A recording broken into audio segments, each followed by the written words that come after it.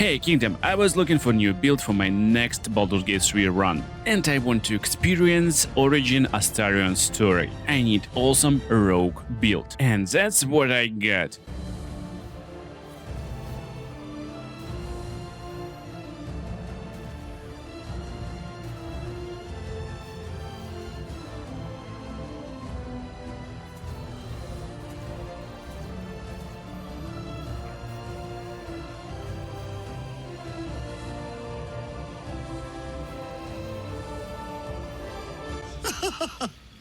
Build is really cool and it will work as custom character, also can be very nice for Dark Urge. Race of choice doesn't matter to you. I want to make a really cool sneaky rogue, but if you wish, you can pick someone like Elf, because Elf got nice proficiency in long bows. So if you don't like the short bow, go with Elf.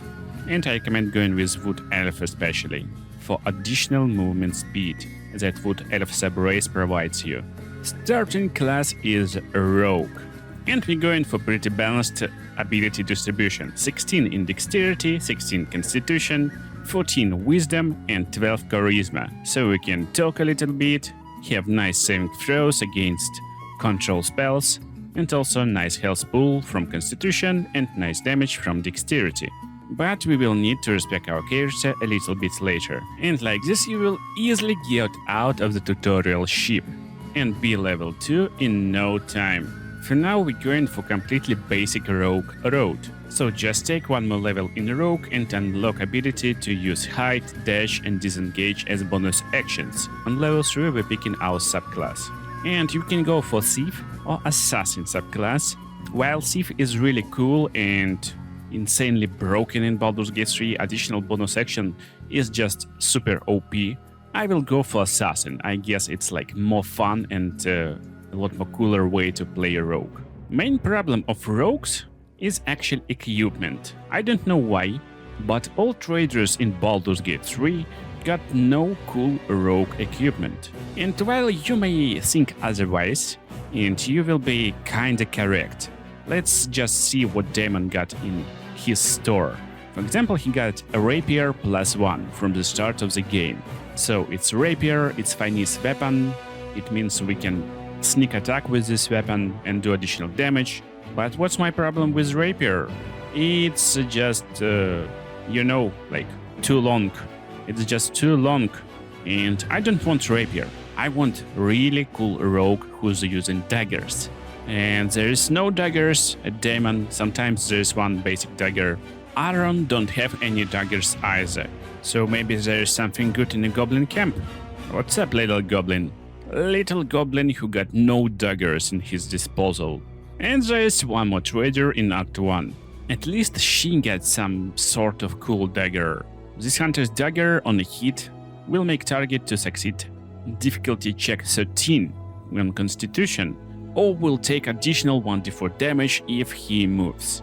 And basically some of the coolest daggers you can find in the game, like for example this one that will add additional 1d6 damage when you are hidden.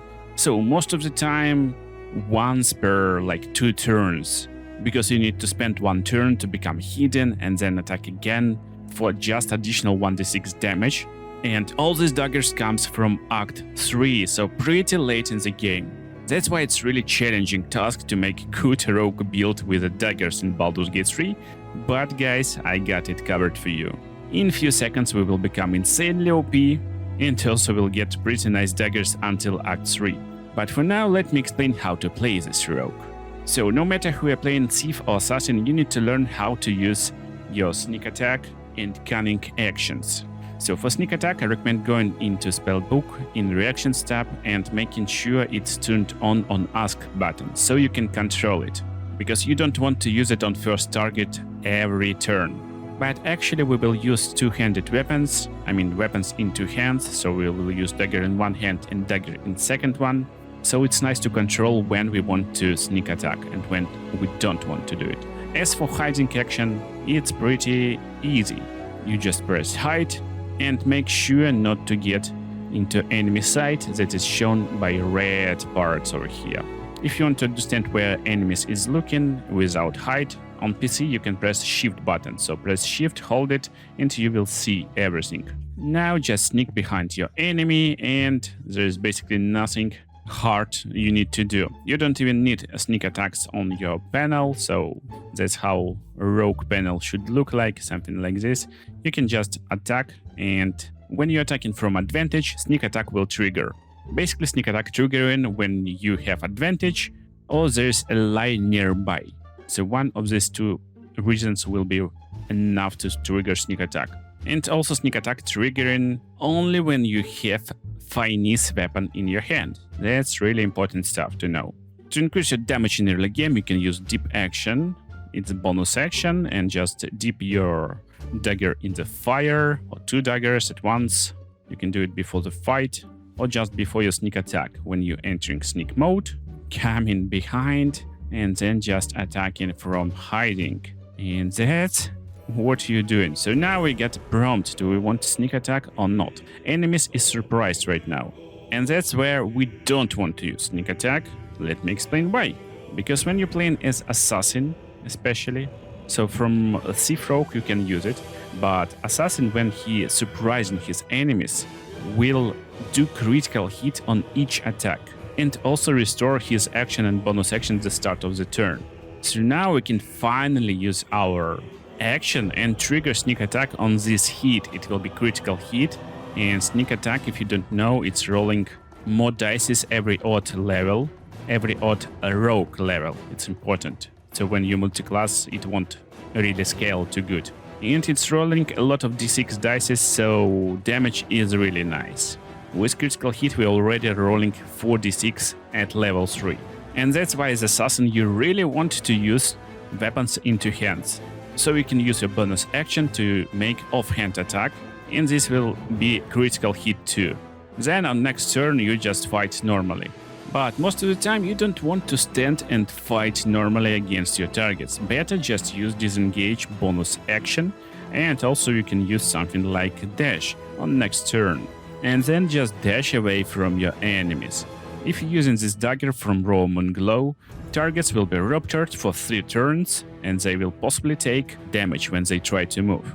While you're in basically safe position, and your target is definitely not in the safe position. But next turn you want to use your cunning action hide. So make sure not to stand on the red side, so you need to move a little bit from it. And when you're out of enemy sight, you can use cunning action hide. Now you are hidden and there's kinda your shade left behind. This shade represents last place you were seen by enemies. Now just use normal dash action and make sure to hide behind some wall or other cover. Enemies will go over here and investigate area. But with all this dashing you can easily escape them. And now just look, they trying to find you, but they can't, because you're not over here already. And fight will over. And when fight is over, you just enter turn-based mode again, or just sneak behind and start your rogue business again. It will be counted as a new fight, so enemies is surprised again, and you can easily do more critical hits and just destroy your foes. Insanely fun and cool and really rogue playstyle. So, what items we want in Act 1? Honestly, besides a good dagger from Raw Moon Glow, there's basically no good daggers here. In your inventory you also can find dagger +1, and that's already more than enough for setup for Act 1. And you will finish this act at level 4. If you want some easy road, just pick a feat from Rogue at level 4 and get ability improvement +2 into dexterity.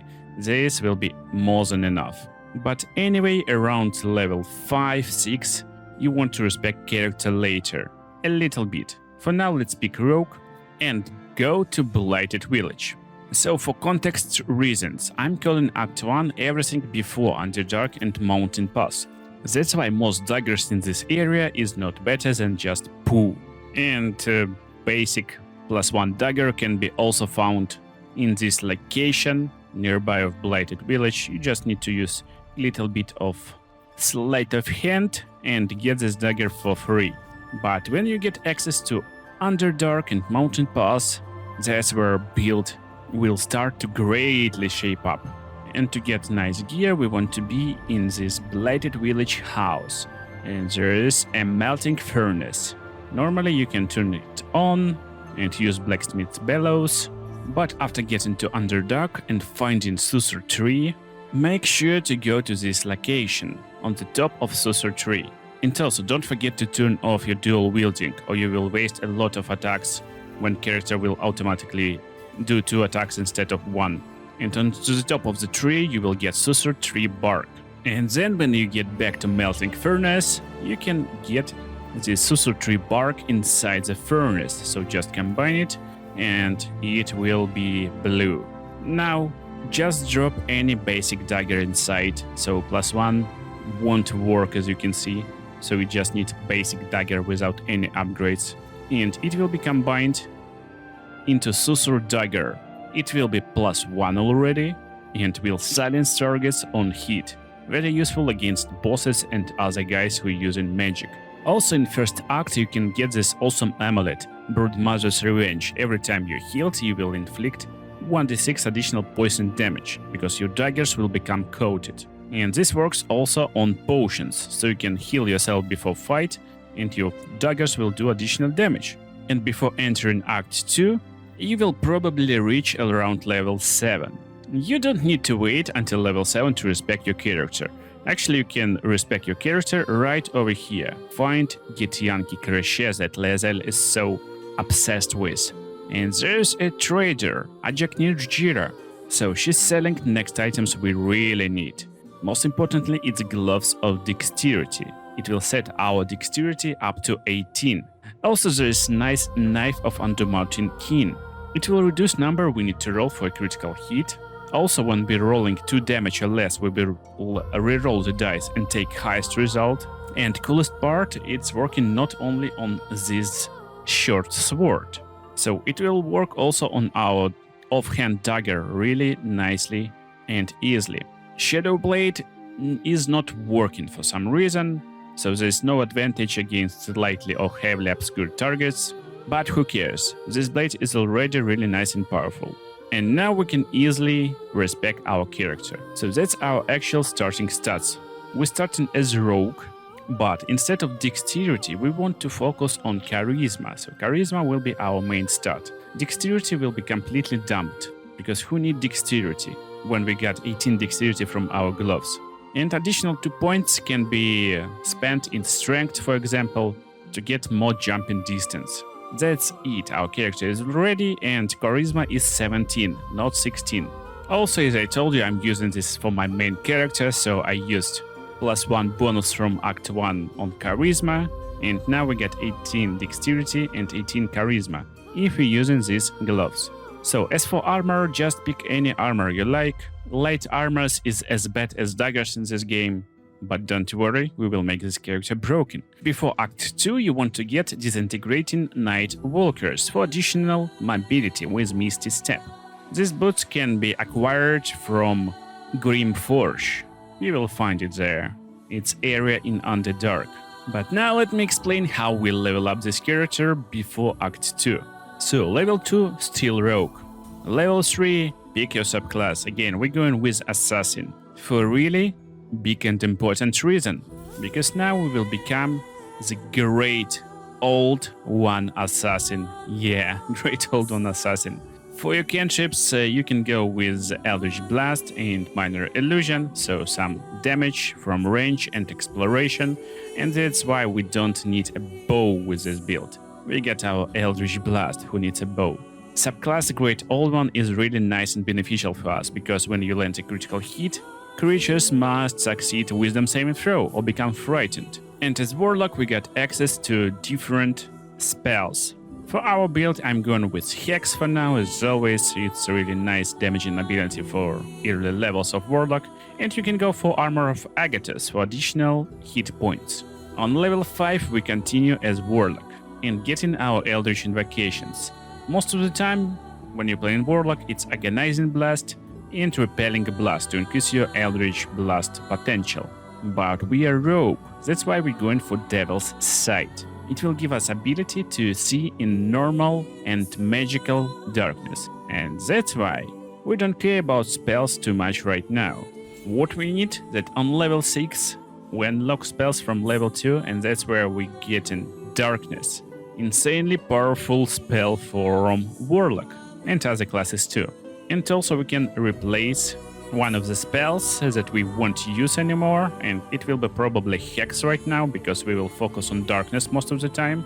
Or instead, if you're not using Darkness as much, or you're not using Darkness with this character, maybe using it from Sorcerer, you can just dismiss Hellish Rebuke and replace it with Mirror Image. And we're going for Pact of the Blade. For now, there is no reason to use Bind Pact weapon, and we can choose different Pact instead to get familiar or something else. But it will be really useful very soon. But for now, we're still in Act 1.5. How are we playing right now?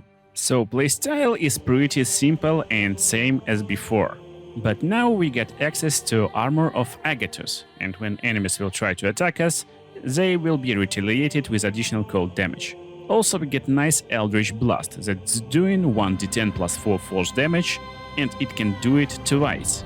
So we get access to some nice ranged spell in case we need it.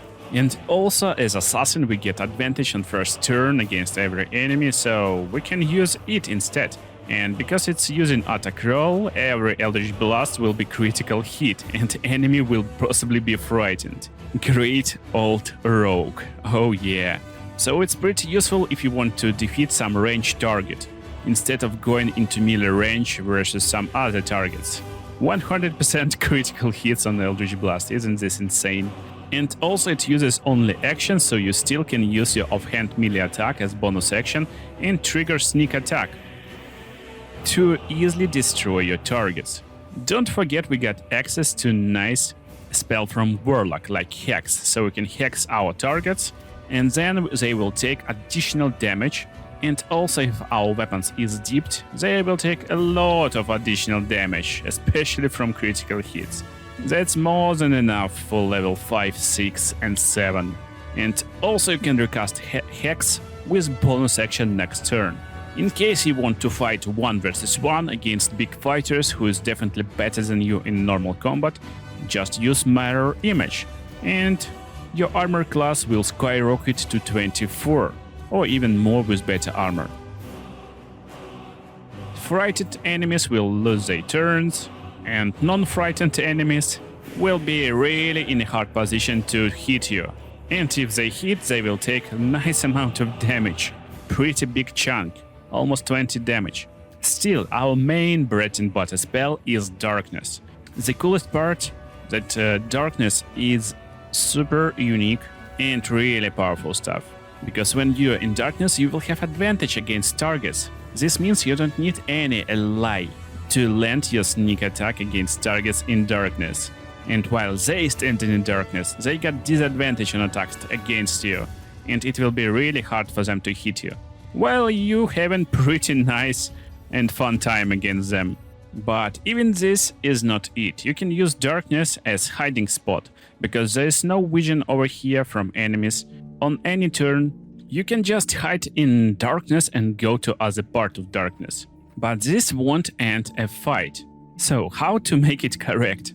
Again, Darkness is kinda sight blocker, so instead of hiding in the Darkness, get outside a little bit. Make sure no one is looking at you, and press hiding action. Now you can dash easily and go inside. Darkness is really big area. So now enemies will investigate over here. And where is our great old one? As you can see, he is still in the Darkness. And we can continue using our sneak attack from Darkness. It won't even start a fight most of the time. So that's a fun way to play, really fun way to play. It's not working on this exact boss, because he's always ready to parry, he's just broken dude. But on any other normal enemy, it's super broken and cool strategy to play. What we really want over here in this location, we want to get to the chest. The chest behind this bald Githyanki dude. And there will be very cool item. Strange Conduit Ring. This ring will add additional psychic damage to your attacks when you're concentrating on a spell. So normally, mage is concentrating on the spells.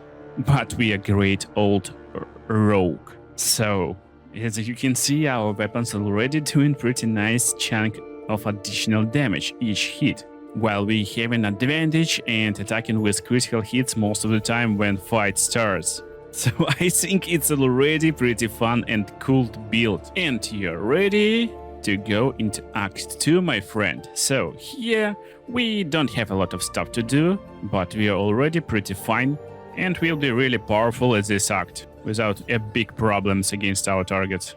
Also, we'll level up a little bit, and most of the time we can finish Act 2 at around level 8.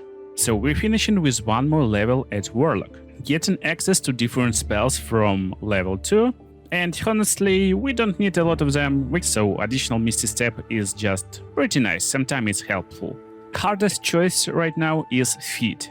Honestly, we don't need any feats, but we can use ability improvement at level 7 and get +2 into charisma. So now there's at least some reason to use Bind Pact weapon to add additional chance to hit and also additional damage to our melee weapon in main hand. Just like that. +1 chance to hit and additional damage. But coolest part comes at level 8. That's where we kinda end in this first act, and we get in one more level in Warlock. That's what and why we got this Pact of the Blade actually. The main weakness of Assassin Rogue is an ability to make 2 additional attacks with your main action. Now it's fixed. So Deepened Pact gives additional extra attack with Pact weapon. Also we get access to level 3 spells right now, and there's not a lot of cool spells over here, we don't need a lot of them most of the time. Stuff that you can use is Hunger of Hader if you don't want to use Darkness no more, or you want additional damage. And maybe you're not using Hex a lot right now, so Hex can be replaced with something like Counter Spell, for example. It uses spell slot, but it's really nice and useful when your party is bombarded with some sort of fireball. You can just completely destroy enemy spellcaster with this spell. And for Eldritch Invocations, again, we got everything we need. So you can go with some fun one, like Mask of Many Faces, if you want to use Disguise Self a lot, but I'm going with Repelling Blast, just to increase power of Eldritch Blast. And to become even more powerful in Act 2, we need 2 pretty secret items, I would say. Pretty secret because you need to investigate a lot to gain them. First of all, we get into Last Light Inn. You will arrive here anyway, and we want to go just beneath the main building, right into the cellar. And as I told you, it's pretty secret, so we need to investigate carefully, find some spider webs, some secret doors, and cracked wall behind it. So right behind this wall, behind cracked wall, there will be one more secret chamber. And when you defeat enemies over there, you will get this covered coal. I think it looks cool. You can even wear a helmet from now on. Most of the helmets in this game is really ugly, but this one is really nice. So we are kinda nice, stealthy assassin right now, but most importantly, it will reduce number we need to roll for a critical hit while obscured. And we are obscured while in the shadows from darkness, of course. So it's pretty nice combination. Next, you want to go to Ruined Battlefield into these coordinates. -45, 45. And everything seems normal, but when you turn off all standing torches, something will happen, and they can't be turned off manually, so you need to just destroy them one by one, and that's why next item is pretty secret. But when you defeat enemies that will arrive, you will get this shadow-cloaked ring from one of them. Now our weapon will deal additional 1d4 damage against lightly or heavily obscured creatures. And just like that, you easily will get to Act 3. And that's where we get last items pretty fast from the start. That's my favorite part about this build. While we really waited a little bit to get good rogue items, they will be in our hands insanely fast. And we don't need to wait a lot to get them. So, from the Rivington teleport, right from the get-go, from the start of Act 3, go to the right and find this guy, Ferk Droger. He is a trader, and if you trade with him, you will find Cold Snap. When this dagger in your offhand, when a creature misses you with an attack, it must succeed Constitution saving throw or be chilled for 2 turns. And additionally, this dagger doing cold damage on hit. Chilled means creature will be vulnerable to cold damage. So that's a very nice substitute for our sorcerer dagger. And this dagger is basically finishing our build. But to make this work, you need one more stuff in Act 2 actually. And you want to go into Moonrise Towers over there and make sure to talk with Raw Moonglow over here. Yeah, we bought a good dagger from her from Act 1. But in Act 2 you want to buy Drake Throat Glaive from her. And you will need an ally who is at least 2 levels, but actually 3 levels in Sorcerer, with Metamagic Twinned spell. First of all, you need to make sure to unbind your main weapon, so just bind any another weapon as your packed weapon, and then drop your Cold Snap with your Knife of Undermountain King on the ground. Use Metamagic Twinned spell from your Sorcerer and cast Draconic Elemental Weapon, that's special ability of Drake Throat Glaive, and use Elemental Weapon Cold. Now you can use it on both weapons at the same time. Just get these weapons in your hand and you're good to go. Also don't forget to bind your main weapon. And now both of our weapons doing cold damage. Offhand dagger will make 2d4 damage. They still can be dipped in poison by using potion or just being healed. And also while we're concentrating on darkness, we will have additional damage from our ring. And as you can see, a lot of enemies just missed us. And there's fun part. While it's written that to not become chilled, enemy need to succeed DC 13 Constitution saving throw, which is really easy in Act 3.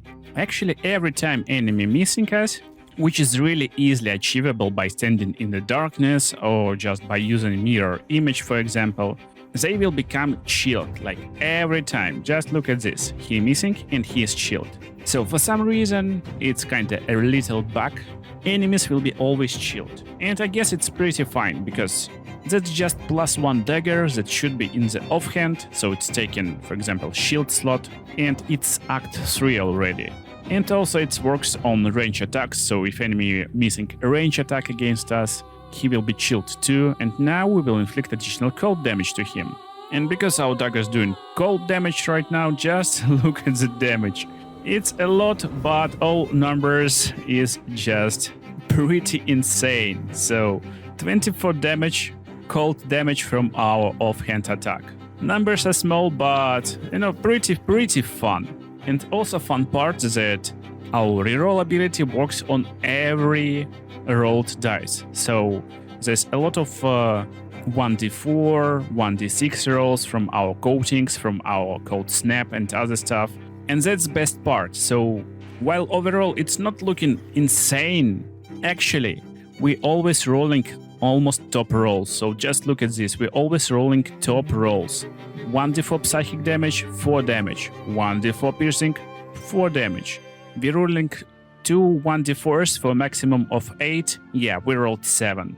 1d6 poison, again 6 damage. So even without critical hits, it's pretty broken, we still can use hiding and other stuff in the shadows. It's almost impossible to hit us in the shadows.